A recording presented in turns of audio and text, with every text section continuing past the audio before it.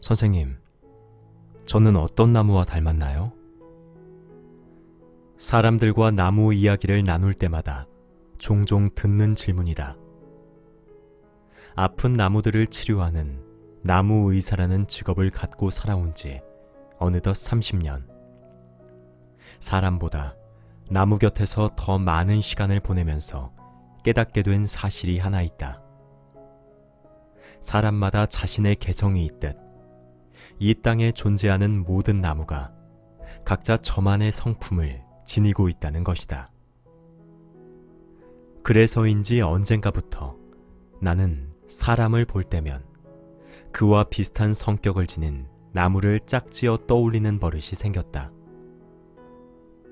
여러 차례 실패하고도 꿈을 포기하지 않는 후배를 마주하면 아무리 잘라내도 마침내 가지 끝에 꽃을 피우는 아까시 나무를, 누굴 만나든 다툼 없이 유연한 친구 녀석을 만나면 가지를 넘실대며 비바람을 이겨내는 버드나무를, 늘 한결같은 모습으로 믿음을 주는 동료를 마주하면 천년을 하루처럼 사는 주목나무를 떠올리는 것이다. 그런데 나무에게서 사람의 모습을 발견하는 이가 비단 나뿐은 아닐 것이다. 나무는 언제나 사람 곁에 있었다. 아주 오래전부터 사람들은 한여름 뙤약볕을 피해 나무 그늘 아래서 땀을 식혔고 마을 어귀 당산목을 찾아가 지치고 아픈 마음을 내려놓곤 했다.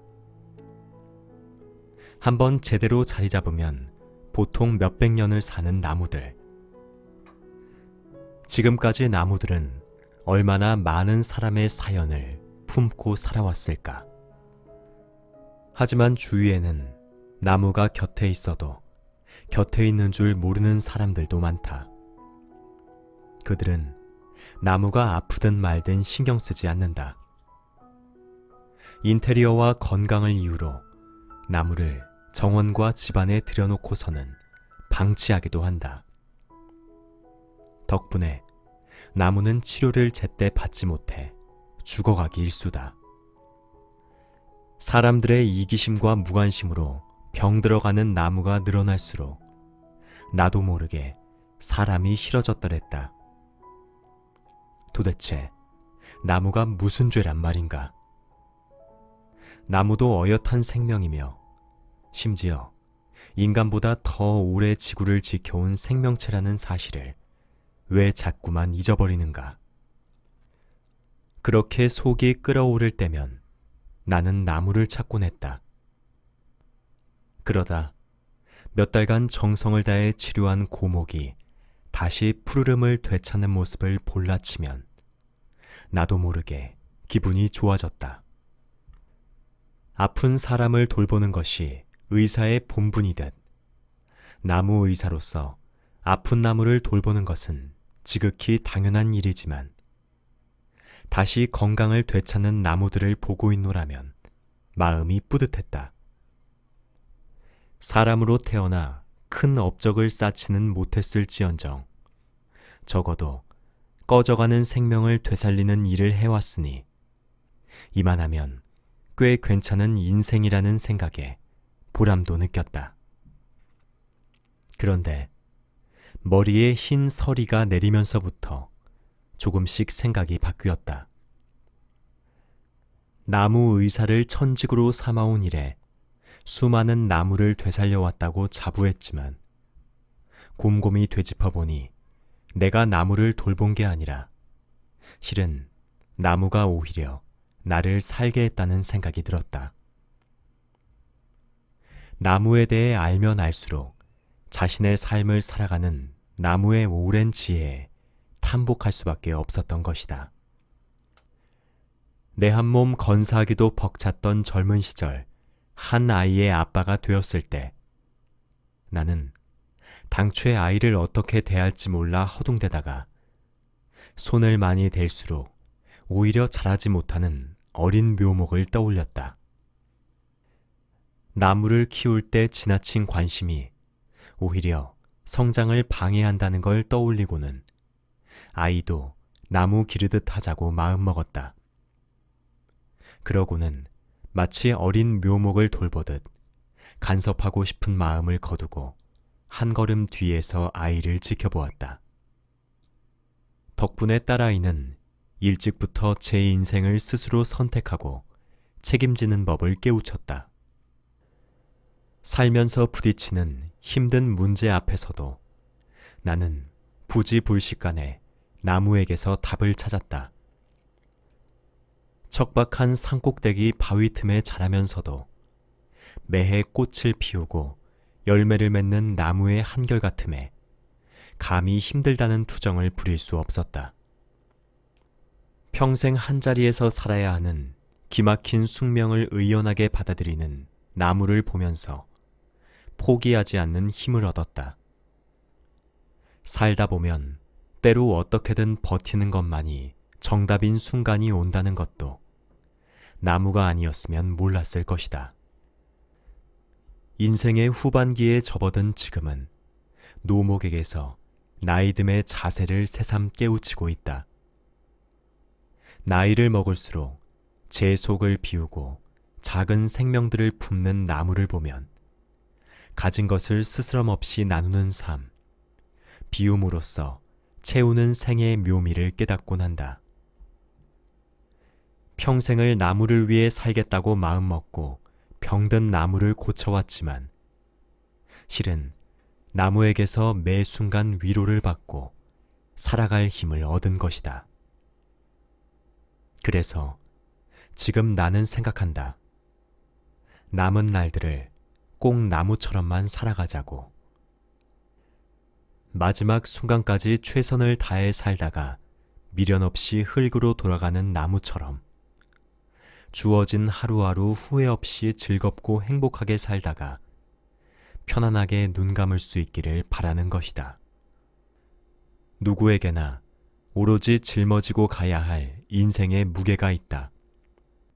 생명을 가진 존재는 저마다 생의 대가로 무언가를 책임지고 감내하며 살아야 한다. 백창후 시인이 표현했듯 날마다 어둠 아래 누워 뒤척이다 아침이 오면 개똥 같은 희망 하나 가슴에 품고 다시 문을 나서는 것이 인생일지 모른다. 때로 넘어지고 때로 좌절하는 쉽지 않은 일상에서 존재만으로 위로가 되고 마음을 오롯이 나눌 그 무언가가 있다면 그것만으로 인생은 살만한 것일 게다. 내게는 나무가 그런 존재였다. 그런 의미에서 나무는 평화의 기술자다. 세상 그 무엇에게도 해를 끼치지 않고 존재 자체로 휴식이 되고 작은 평안을 가져다 준다. 팍팍한 삶에 잠시나마 숨을 고를 여유를 주고 세상사에 휘둘려 조급해진 마음을 지금 이대로도 괜찮다며 다독여준다. 그처럼 내가 나무에게서 받았던 과분한 선물을 청하지 않아도 서슴없이 내주는 나무의 위로를 곁에 있는 것만으로도 깨닫게 되는 그 생명력을 더 많은 사람과 나누고 싶었다. 어디 가나 벽이고 혼자라는 생각이 들 때 내가 그랬듯 이 책을 읽는 당신도 나무로부터 단단한 삶의 태도와 지혜를 얻었으면 좋겠다. 돌이켜보면 내 유년기는 암울했다. 당장 끼니를 걱정해야 할 만큼 가난했던 탓에 부모님은 늘 집을 비웠고 나는 무척 외로웠다. 어린 내가 할 수 있는 일이라곤 밤늦게까지 동네 형들을 따라 여기저기 몰려다니는 것뿐이었다. 그래도 내게는 꿈이 있었다. 밤하늘의 별을 보며 천문학자가 되고 싶다고 생각했고 그래서 학교도 열심히 다녔다. 하지만 색약 판정을 받고 꿈을 포기한 다음부터는 하고 싶은 게 아무것도 없었다. 그리고 어린 나이였지만 끼니를 걱정해야 할 판국에 공부를 한다는 게 사치처럼 느껴졌다. 그래서 그냥 학교를 그만두었다. 그 뒤로 나는 거리로 나가 비 오는 날엔 우산을 팔고 마른 날엔 좌판을 펼쳐놓고 신문을 팔았다. 하지만 예나 지금이나 밥벌이를 한다는 게 어디 그리 쉬운가. 더욱이 친구들은 상급 학교에 진학해 진로를 준비하는데 나만 홀로 길거리의 삶을 전전하는 현실을 받아들이기 힘들었다. 어느 순간 친구들의 모습을 보면 화가 나서 견딜 수가 없었다. 하지만 자존심이 뭐라고 부러워하는 모습을 들키긴 죽기보다 싫었다. 그래서 애써 괜찮은 척했고 잘 지내는 척했다. 물론 속은 문드러질 대로 문드러져 골마가고 있었다. 그러던 어느 날 알고 지내던 동네 형이 나를 찾아왔다.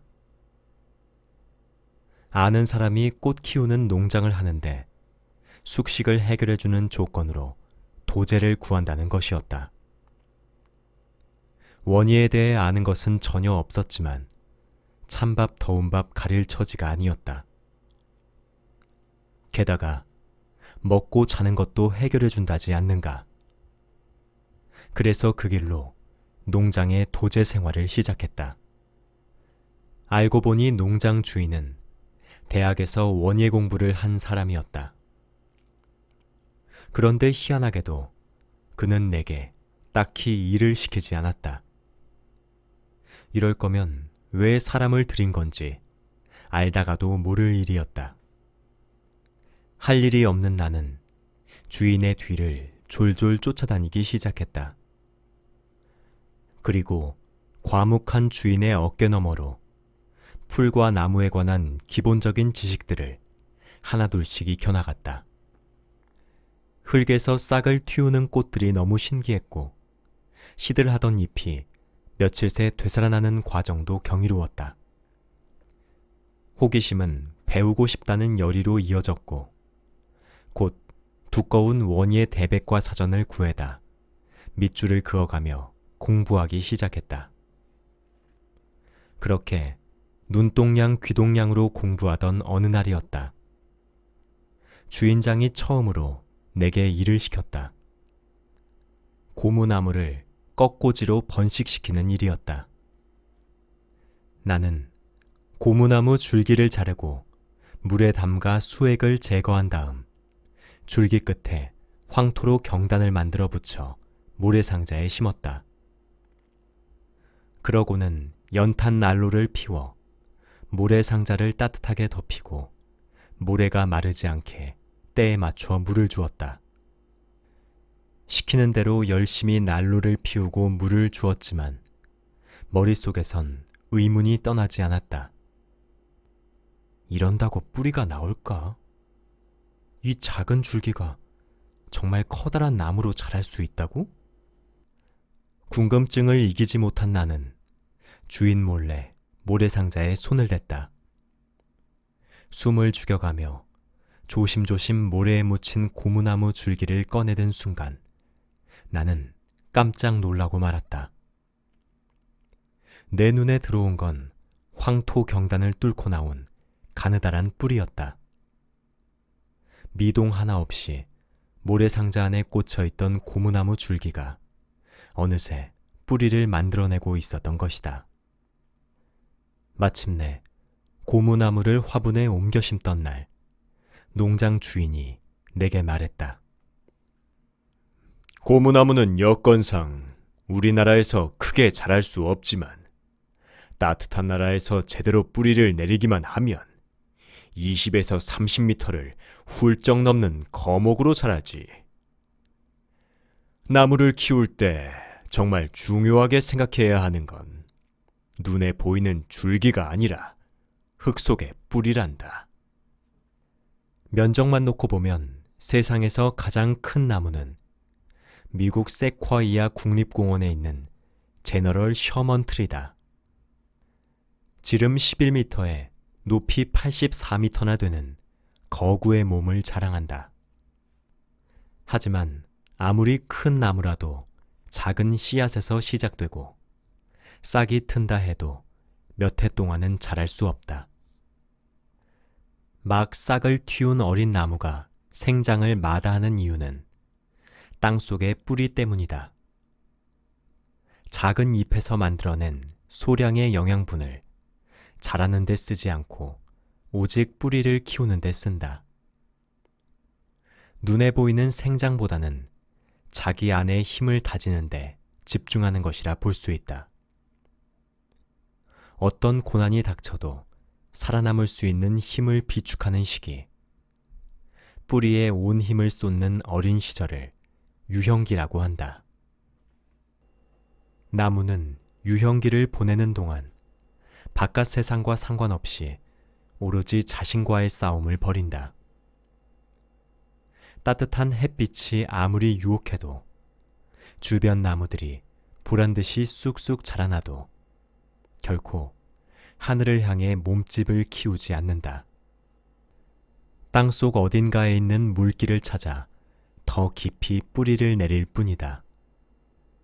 그렇게 어두운 땅속에서 길을 트고 자리를 잡는 동안 실타래처럼 가는 뿌리는 튼튼하게 골격을 만들고 웬만한 가뭄은 너끈히 이겨낼 근성을 갖춘다. 나무마다 다르지만 그렇게 보내는 유형기가 평균 잡아 5년. 나무는 유형기를 거친 후에야 비로소 하늘을 향해 줄기를 뻗기 시작한다. 짧지 않은 시간 뿌리에 힘을 쏟은 덕분에 세찬 바람과 폭우에도 굳건히 버틸 수 있는 성목으로 거듭나는 것이다.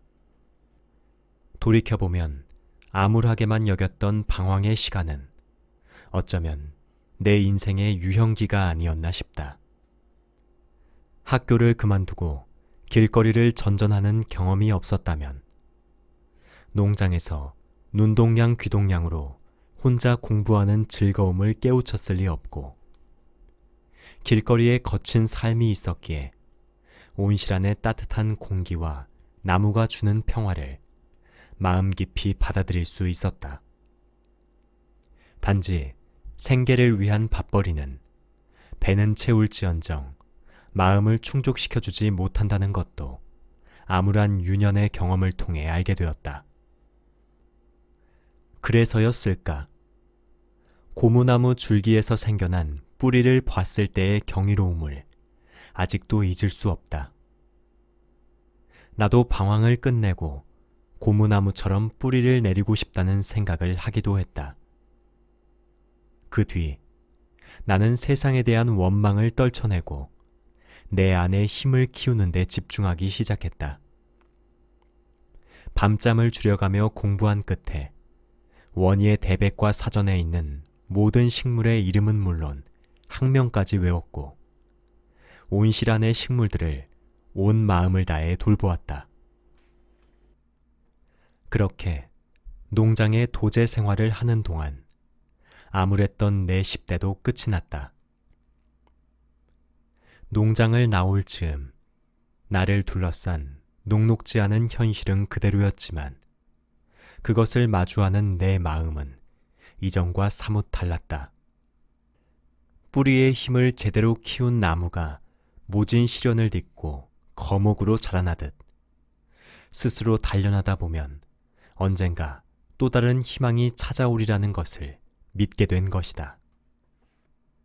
가진 것 없고 배운 것 없는 내가 나무의사라는 명함을 갖게 되기까지는 그 뒤로도 한참 동안 힘든 시간이 필요했다. 하지만 이제는 알 것 같다. 인생에서 정말 좋은 일들은 쉽게 찾아오지 않는다는 것을. 값지고 귀한 것을 얻으려면 그만큼의 담금질이 필요하다는 것을 말이다. 그래서 나는 사는 게 너무 힘들다고 이제는 포기하고 싶다는 사람들에게 말해주고 싶다.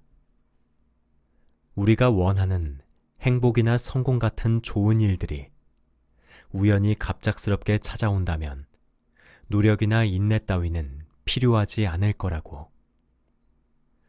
그러니 힘이 들어도 어떻게든 버티고 있는 스스로를 응원하면서 조금씩 앞으로 나아가라고.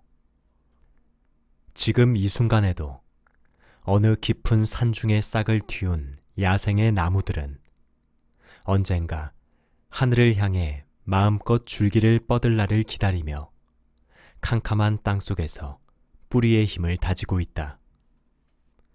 기다리고 또 기다리는 인내의 시간을 기꺼이 감수해야 더 높이, 더 크게 자랄 수 있다는 사실을 잘 알고 있기 때문이다. 어느 날엔가 한 할아버지로부터 전화를 받았다. 우리 집 마당에 있는 모과나무 상태가 너무 안 좋아요. 어떻게 해야 좋을지 몰라서 그러는데 선생이 혹시 와줄 수 있나 해서 전화했어. 목소리가 다급해서 금방 가봐야 했지만 일정이 맞지 않아 할아버지를 뵙게 된 것은 며칠이 지나서였다. 그런데 할아버지를 보자마자 나는 깜짝 놀랄 수밖에 없었다. 분명 나무 상태에 대해 아주 구체적으로 설명하셨는데 내 눈앞에 서 있는 할아버지는 앞을 못 보는 시각장애인이셨기 때문이다. 할아버지는 나무 상태가 안 좋다는 사실을 어떻게 아셨을까? 내 머릿속은 놀라움과 혼돈 그 자체였다. 하지만 불쑥 그 질문을 드리면 혹시나 실례가 될 것 같아 우선 모과나무 상태를 보러 갔다. 상태는 할아버지가 말씀하신 그대로였다. 그동안 무슨 일이 있었던 건지 모과나무 밑동엔 대못이 박혀있던 자국이 흉하게 남아있고 그 위로는 사람의 이름도 새겨져 있었다. 누군지 몰라도 이름을 새기면서 얼마나 나무를 괴롭혔던지 그 주위가 시커멓게 썩어가고 있었다. 할아버지는 걱정이 되는지 계속 주위를 맴돌며 내게 물으셨다. 선생, 나무를 살릴 수 있을까요? 시간은 걸리겠지만 아주 늦은 상태는 아니었다. 치료하고 잘 보살펴주면 문제가 없을 거라고 말씀드리자 할아버지의 표정이 그제야 비로소 밝아졌다. 응급치료를 마치고는 할아버지께 모과나무를 보살필 때 유의할 점들을 알려드렸다. 그러면서 자연스럽게 이런저런 얘기를 나누게 되었는데 알고 보니 나무에 각종 상처를 낸 것은 먼저 살던 집주인과 그의 아이들이었다. 모과나무가 그들에게는 정원을 구성하는 하나의 장식품이자 놀잇감에 불과했던 것이다. 그렇지 않고서야 왜 멀쩡한 나무에 대못을 박고 이름을 새기겠는가? 할아버지는 손으로 나무를 만져보다 대못을 발견하고는 얼른 못을 뺐지만 여기저기 상처가 많은 것 같아 걱정이 되었다고 하셨다. 나는 더 이상 참지 못하고 여쭤보았다. 죄송한 말씀입니다만 어르신, 어떻게 나무 상태를 그렇게 잘 알고 계세요? 혹시 누가 옆에서 가르쳐 준 건가요? 할아버지는 싱거운 질문을 한다는 듯 내 쪽으로 고개를 돌리시더니 이렇게 말씀하셨다. 그걸 왜 몰라? 관심을 가지면 다 알게 되는 거죠. 나는 아무 말도 할 수가 없었다. 너무나 당연하고 옳은 말이기 때문이다. 나무의 상태를 볼 수 있는 눈이 있어도 관심이 없으면 나무가 다 죽어가도 모른다. 심지어 나무가 거기에 있었는지도 몰랐다는 무심한 사람들을 너무도 많이 봐왔다. 할아버지만 봐도 알 수 있지 않은가? 안 보인다고 보지 못하는 게 아니다. 본다고 다 볼 수 있는 것도 아니다. 진정으로 보는 것은 마음의 문제이고 관심의 문제이기 때문이다. 관심이 없으면 나무가 바로 옆에 있어도 있는 줄 모른다. 어떤 존재에 대해 관심이 없다는 것은 그것이 나에게 중요하지 않다는 말과 같다. 나에게 중요하지 않으니까 보고 있어도 보이지 않는 것이다. 나무에 장난을 치는 사람들, 나무가 썩어 들어가도 그냥 방치하는 사람들을 보면 화가 나다가도 할아버지의 말씀을 되새기며 다시금 생각해 보게 된다. 나 또한 살기 바쁘다는 이유로 관심을 기울이지 않고 있는 소중한 존재는 없는지 돌아보게 되는 것이다.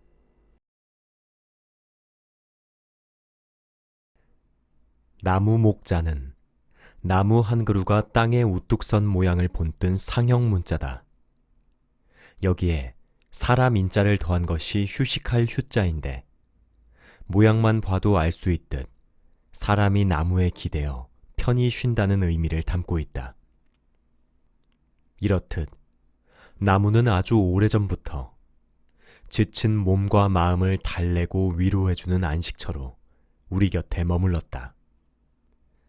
농부들은 뙤약볕 아래서 농사일을 하다가 힘들면 커다란 나무 그늘 아래서 땀을 식혔고, 집안에 크고 작은 우환이 있을 때면 마을 어귀의 당산목을 찾아 지치고 아픈 마음을 내려놓곤 했다. 지금도 농사를 짓는 시골 마을에 가보면 오랜 시간 동안 사람들과 희노애락을 나누며 살아온 노거수를 흔히 볼 수 있다. 근래에 들어서는 아는 사람이 많지 않지만 팽나무는 예로부터 느티나무와 함께 마을을 지키는 우리에게 가장 친숙한 나무 중 하나다. 마을 어귀 팽나무 밑에서 하얀 모시옷을 단정히 차려입은 할아버지들이 한 손에 부채를 들고 한가롭게 장기를 두는 풍경은 여름 농촌의 일상적인 풍경이었다. 더욱이 바람이 많이 부는 바닷가 마을의 당산목은 대부분 팽나무였다. 느티나무, 은행나무만큼이나 오래 살기도 하거니와 짠물과 갯바람을 버틸 수 있는 강인한 생명력을 지녔기 때문이다. 특히 어선이 드나들던 작은 포구에는 팽나무가 꼭 한 그루씩 있었다. 그래서 남해 바닷가 마을에서는 팽나무를 포구나무라고 부르고 제주에서는 폭랑이라고 부르기도 했다. 천연 기념물로 지정된 전북 고창의 팽나무는 현존하는 팽나무 중 가장 굵은데 마을 앞 간척지를 매립하기 전에는 나무 앞까지 바닷물이 들어와 나무 줄기에 배를 묶어두기도 했단다. 가난한 어부들은 작은 나룻배 한 척에 몸을 싣고 거친 바다로 나설 때면 팽나무 아래에서 무사히 집으로 돌아올 수 있기를 두 손 모아 기원했다. 기댈 곳 하나 없는 힘든 삶이지만 팽나무를 기도처 삼아 하루하루를 버티며 만선을 꿈꾸기도 했다. 길게는 1000년을 넘긴 팽나무도 있으니 나무는 얼마나 많은 사람의 사연을 품고 있을까. 가끔 남해 바닷가에서 자라는 팽나무를 보고 있으면 거친 바닷바람을 이겨낸 인고의 흔적을 고스란히 느낄 수 있다. 가난한 어부들이 거친 풍랑을 맞으며 고기잡이를 하는 동안 팽나무 역시 해안가의 거친 바닷바람을 온몸으로 버텨낸 것이다. 나무는 빛이 디자인하고 바람이 다듬는다고 했던가. 잎을 모두 떨군 겨울 팽나무를 보면 거친 바람이 만들어낸 기하학적인 모양새에 할 말을 잃는다. 흔들림의 미학이라고 할까? 자연이 아니고서는 도저히 만들어낼 수 없는 절묘한 수영 앞에 인간이 만든 예술작품이라는 것이 얼마나 하찮은지를 새삼 깨닫게 된다. 나무가 하늘을 향해 크게 자랄 수 있는 것은 바람에 수없이 흔들리면서 살아가기 때문이다. 냉혹한 바람에 꽃과 열매를 한순간에 잃어버리기도 하지만 그럴수록 뿌리의 힘은 강해지고 시련에 대한 내성도 커진다. 바닷가에 자리한 팽나무가 거친 바람에도 흔들리지 않고 꼿꼿했더라면 그렇게 아름다운 가지들을 지닌 거목으로 자라지 못했을 것이다. 팽나무에게 있어 흔들림은 스스로를 더 강하고 크게 만드는 기반이었다. 인간사라고 다를까? 지난한 현실 앞에 우리는 하루에도 몇 번씩 흔들린다. 공자는 40이 되면 더 이상 흔들리지 않는다고 했지만 과연 40이 됐다고 흔들리지 않는 사람이 몇이나 될까? 인간은 작은 유혹에도 마음이 흔들리고 시련 앞에 맥없이 무너지는 약한 존재다. 그러니 흔들리지 않으려 너무 애쓰기보다는 오히려 흔들리며 사는 법을 배우는 것이 현명할지 모른다. 힘을 빼고 세월의 흐름에 온몸을 맡겨보는 것. 바닷가 폭우에서 거친 바람을 맞으며 살아가는 팽나무처럼 말이다. 도종환 시인이 말했듯 흔들리지 않고 피는 꽃은 없고 흔들리지 않고 곧게 서는 줄기도 없다. 나무가 하늘을 향해 높이 자랄 수 있는 것도 바람 앞에 무수히 흔들리며 살기 때문이다. 때론 가지가 꺾이기도 하고 꽃과 열매를 잃어버리기도 하지만 결국 중심을 다 잡고 더 센 바람에 맞설 힘을 키운다. 사람도 마찬가지다. 처음부터 흔들리지 않으려 너무 애쓰면 오히려 쓰러지게 된다. 그러니 흔들린다고 자책하지 말자. 흔들리되 다시 중심을 잡고 가면 될 일이다. 누구나 그렇게 살아간다. 걷다가 시련 앞에서 무너지고 다시 일어나고 또 걸어가고